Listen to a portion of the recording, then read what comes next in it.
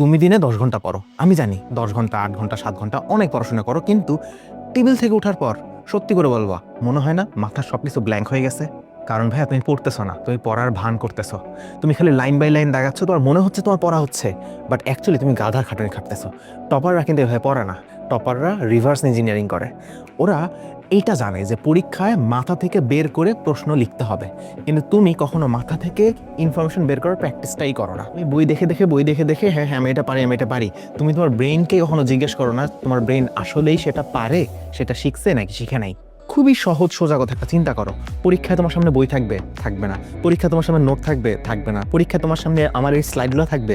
থাকবে না। পরীক্ষায় কিছুই থাকবে না, তোমার প্রশ্ন দেখে মাথা থেকে উত্তর বের করা লাগবে। সকল ইনফরমেশন ব্রেইনের মধ্যে রাখতে হবে।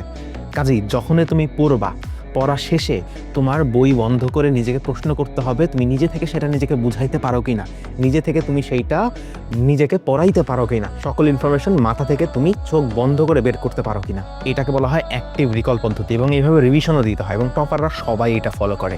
কাজে এখন থেকে যখনই তুমি পড়াশোনা করবা, যখনই তুমি রিভিশন দিবা, তখন বই দেখে দেখে কখনো এটা পড়ো না।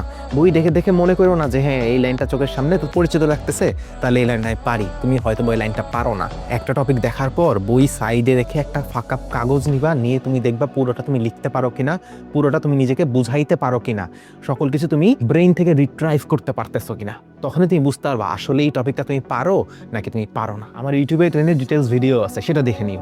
মূল কথা হচ্ছে নিজেকে এই ভ্রান্ত ধারণা থেকে বের করে নিয়ে আসা যে তুমি অনেক পড়াশোনা করছো। পড়াশোনা করতে হবে ইফেক্টিভ পড়াশোনা, যার কারণে দেখা যায় অনেক পোলাপান অনেক পড়াশোনা করে কিন্তু পরীক্ষায় ভালো করতে পারে না, কারণ সে সেই রাইট প্রসেসটা ধরতে পারেনি যেভাবে পড়াশোনা করতে হয়।